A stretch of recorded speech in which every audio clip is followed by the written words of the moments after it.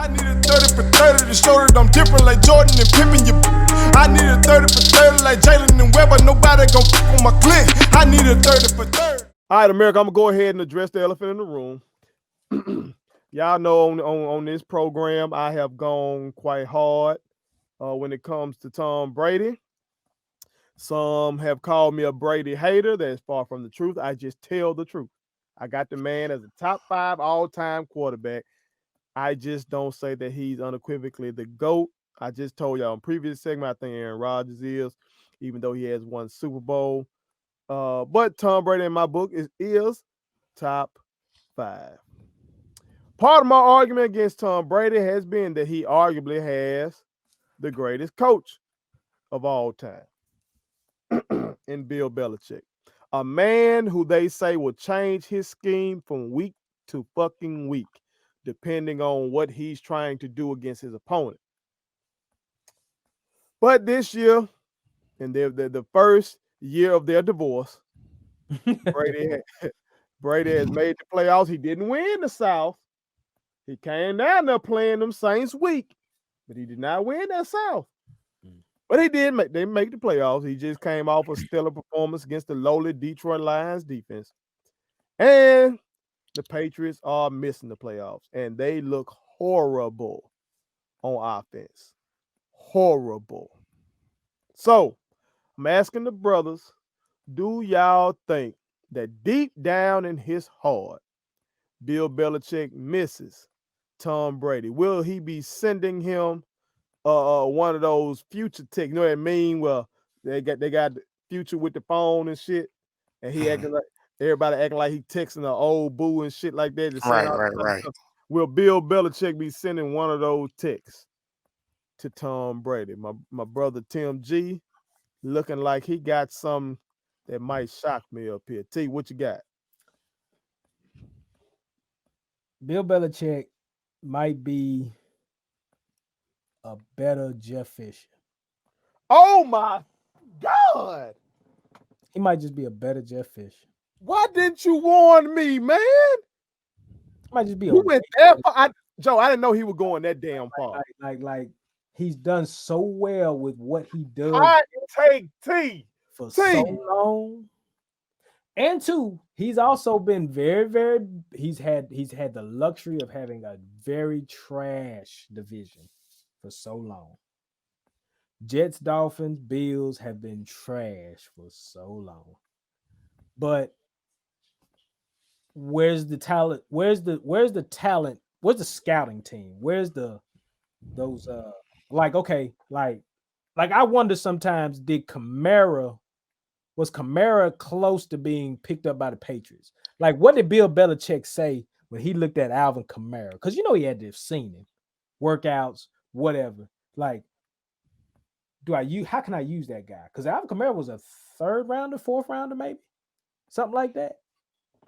So it's stuff like that where we always say, well, Bill Belichick and his crew is always being kind of ahead of the league in terms of when to get rid of a guy, when to get a guy, how to the development.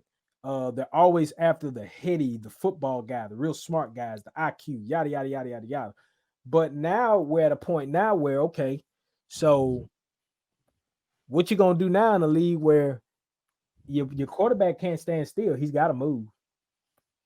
It's the same thing I got with Ben. It's my same philosophy with Ben. He can't stay there much longer. He's got to go. He got Cam, man. That's all Cam can do is move this year. He can't throw the snip his life.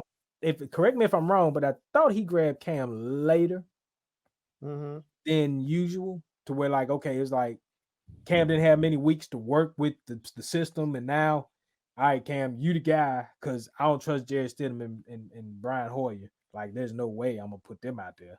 So go ahead on out there and make it happen. And early in the year, if you remember, he was putting up.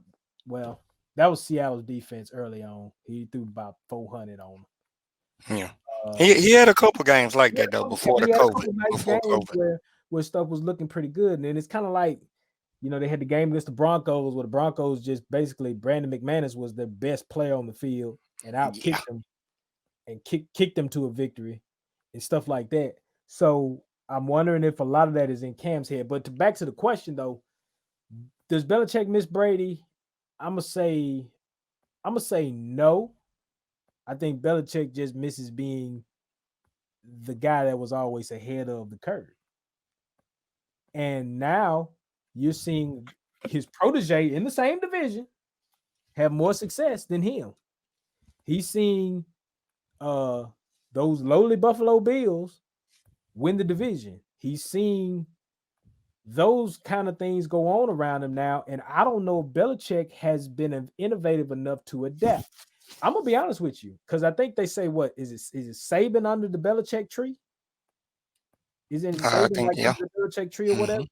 Saban is probably better than Belichick in terms of adaptation to what's going on now. Like when Saban lost that national championship to Clemson, he went, you know what? I gotta get faster. I gotta get more dynamic offensively. I'm gonna keep the defense. I'm gonna keep the defense at least formidable. At least where, okay, we're gonna compete. I can put a defense on the field that's not just gonna give up points, just gonna give up things. Saban adapted to what's going on in the college climate. I don't think Belichick is adapting right now to what is going on in the current NFL as we speak, because Mahomes has just showed him what he needs to be adapting to.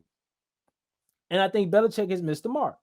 So I'm curious to find out what's he going to do in the years to come, because you're not very young at receiver. Well, you're young at receiver, but you're not as talented. He drafted N'Keal Harry in the first round. N'Keal Harry has not panned out. Edelman is on the backside of his career. He's Cole Beasley at 40. Okay. Running games out there. And I get that he's lost guys to COVID. I get that. I get that the line is not the line that he. I get all that. But man, I mean, there's other teams out there that have done pretty well with what's on the field. And what the Patriots, 6-9? Like 5-10 or 6-9? They're like 6-9, ain't they? Yeah, something like that. Okay. So I'm curious to see what they'll do next year. I'm gonna give Belichick a pass this year just for the simple fact that it's been a very weird season and a lot of his guys have did opt out. So next year, if he keeps Cam, what's he gonna do in the offseason? And then we come back to this very question. I'm gonna tell you next year, it's time for Belichick to go ahead and draw his pension. It's a wrap. Go on, get your bust. Go on, get your bust, your statue. Stand up there, make your speech. I know your speech ain't gonna be long because you don't like talking to the media long. So his Hall of Fame speech shouldn't take long, and we be done. We be done. We good. That's where I'm at. I am spellbound right now. Look at him. He's sipping over there. Is that some Bill Walsh love seeping into that? Was that a Bill Walsh? No. What I'm saying is, my problem with Belichick is that he's done so great. He's been so great for so long, and I don't think he really looked at the league in its totality and said, "I've got to still stay ahead of the curve with what's going on."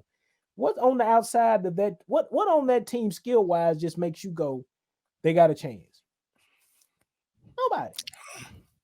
I'm gonna have to refute that, T. Refute. I think you being a little rough, especially going the Jeff Fisher route. He came out the box. Like that. I'm not even a Patriots fan, and that hurt. Like, here's the thing. No, he does not miss Brady. People is gonna look at Brady over there with the Bucs and say, okay, he went there. The Buccaneers are doing this. The Bill no longer has Brady. The Patriots doing this. Well, Tom went to a team that has Mike Evans, that has Godwin, that has Ronald Jones, that has Leonard Fournette. Okay? Now, if you tell me that Belichick, when Brady leaves, he ends up with Aaron Rodgers or a I'll even say Josh Allen or somebody like that, and the Patriots look the way they do now, then I would say, okay, Belichick probably misses Brady. Because I think that would be equivalent. But here's the thing. T, you brought up something. You said that as far as him missing a curve, not being he usually be ahead of the game. He tried to. He wanted to get rid of Brady way beforehand. This is on Mr. Kraft. Belichick always get rid of a player at least a year early before it's a year too late. Kraft did not allow him to do that. He would have his quarterback. I don't know how well Garoppolo would be as far as availability, but we know that Garoppolo did well in that system. Cam does not fit in that system. The Patriots is strictly a system. If you put Kyrie Irving and over there with the San Antonio Spurs, I'm gonna tell you, Kyrie is not gonna do that well. That's a system. Kyrie is not a system player. Cam is not a system player. That's the only reason it's looking like this. If Belichick had a chance to get his QB, the Patriots would be better. I'm not gonna say that they will win a division, because looking at the Bills, I mean, that team is the truth. Can't can't fault them for that. Belichick just didn't get the opportunity to be a step ahead. And you mentioned they got a lot of players out and a lot of defensive players, which is Belichick's specialty. So people really can't look at this season and say, "Oh, fell off." He don't really have his team. Yeah. He tried to stay ahead. Yeah. Brady wanted to keep going. He go up there to Kraft and whatever they talk about, and he wanted to get rid of them early. They could be on the path of, I'm guessing, continuing greatness or at least playoff runs, I'll say. Mhm. But he didn't get that opportunity. So no, he don't miss Brady. I'm sure Brady don't miss Belichick, because he's still in the playoffs, although they're gonna get bounced first round. But hey, he made it. But no, Belichick does not miss Brady. Kraft probably do, but Belichick don't.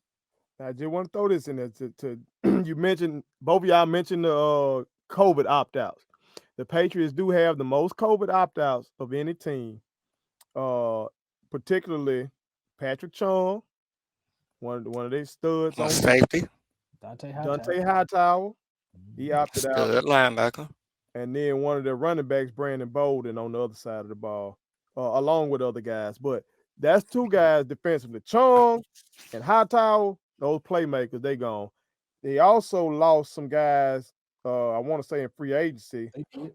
Mm-hmm. Whereas, now with that, I don't know if that was a choice. Like Belichick was like, y'all can go and walk, or guys went and got more money, like Jamie Collins and shit like that. And then Gilmore. Gilmore played 11 games this year, and he was the defensive player of the year last year. Like, a lot of folks forget that because of Tom Brady slurpage. But this man was the defensive player of the year last year, and that team had the number one scoring defense in all of football last year. So they without a lot. What Bill Belichick do is play defense. And then had, Tom gonna do whatever he gonna do offensively. I'm with Joe on that. I want to see him with these guys out back in. They get somebody at the QB to fit their scheme to see what he gonna do. Because that boy, offensively, y'all mentioned what Brady done walked into down there. But on the other side of that ball, fuck what Skip Bayless and all these motherfuckers be talking about. At the end of the day, Tampa Bay got the number 7 scoring defense in the league right now. Okay? In terms of yardage, I was just looking up rush defense. Let me check. When I was doing my research about the Chiefs and the Packers, just trying to see where they stand. Bruh, these motherfuckers at Tampa Bay got the number 1 rush defense in all of the league. Number 1 rush defense in all the league. That man walked into some shit where he should win the Super Bowl this year. Yeah. It was gonna be 100. Be honest, yeah. Your team, you got a top 10 scoring defense, that's what you had when you won all your Super Bowls in New England.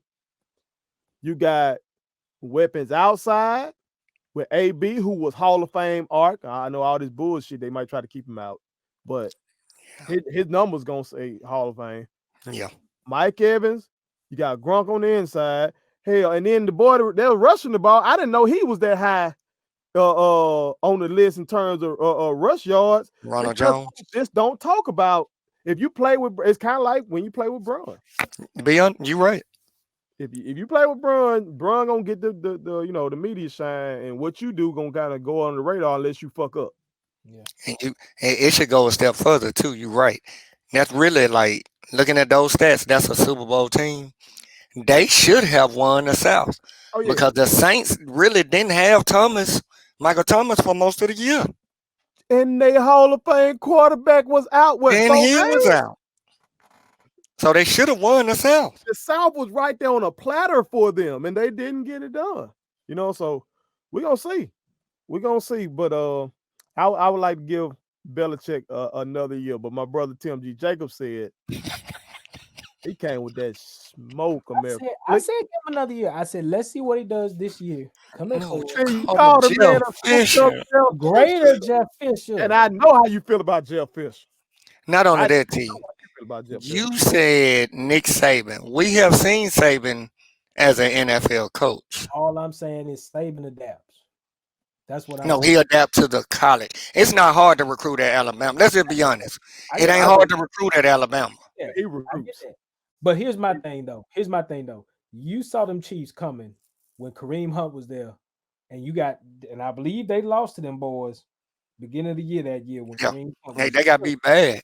They got beat. That's that on to Cincinnati phrase. And that's the whole time. And the whole time you laying there at night, you should be going, man. Did they win the Super Bowl that year? They did. And that's the thing. That's the thing though. But that's the thing though. Even if that is the case, you played the Rams. Let's just be honest. The Rams.